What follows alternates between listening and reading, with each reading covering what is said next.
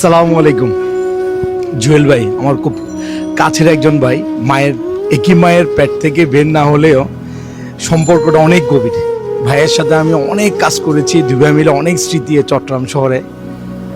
খুব কষ্ট লাগতেছে আজকে একটা জিনিস শুনে, ভাই আর কয়েকদিন পরেই চট্টগ্রাম শহর ছেড়ে চলে যাবে একেবারে। আর ঢাকাতে সেটেল হচ্ছে, উনি ঢাকাতে বিজনেস শুরু করেছে। তো ভাইয়া আসলে খুব কষ্ট লাগতেছে আপনাকে বিদায় দিতে।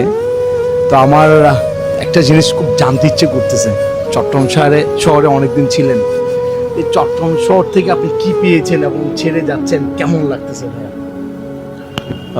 অসংখ্য ধন্যবাদ। আসলেই হাসান ভাইয়ের সাথে অনেক কাজ করছি আমি।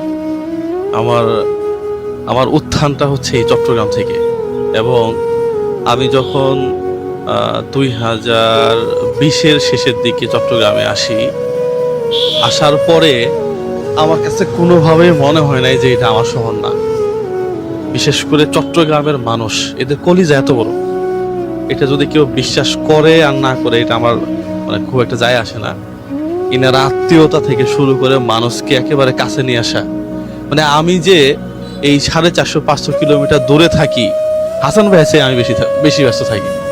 এই বন্ধু ওই বন্ধু সবাই চট্টগ্রামের, কিন্তু এরা অন্যরকম। এবং আমাকে যেই সাপোর্টটুকু এই চট্টগ্রামবাসী দিছে, এটা আসলে কোনোভাবে ঋণ শোধ করার মতো না। আমি জুয়েল 2020-এ এখানে আসার পরে এখানে চট্টগ্রামে একটা মেডিকেল ফার্মের পুরো চট্টগ্রামের দায়িত্বে ছিলাম, মেডিকেল ইঞ্জিনিয়ার হিসাবে। ওই সময় আমি চাকরি করতাম, চাকরির পাশাপাশি ভিডিও বানাইতে বানাইতে এই চট্টগ্রামের মাটি, রাস্তা, বাতাস সব কিছুর সাথে মিশে গিয়ে কিন্তু আমি আজকে জুয়েল ভাই।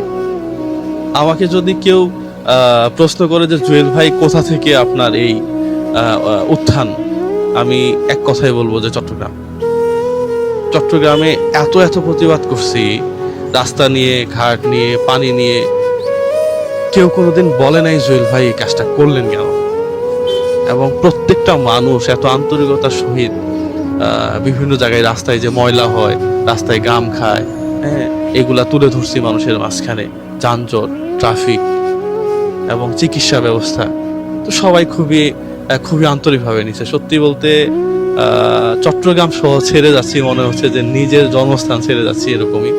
তারপরেও ব্যস্ততার জন্য, ব্যবসার জন্য সবকিছু মিলে আসলে চলে যেতে হচ্ছে। তবে এখানকার স্মৃতি কোনোভাবেই ভোলার মতো না। অবশ্যই আপনারা ভালো থাকবেন, সুস্থ থাকবেন। চট্টগ্রামবাসীর জন্য সবসময় দোয়া থাকবে। কিছু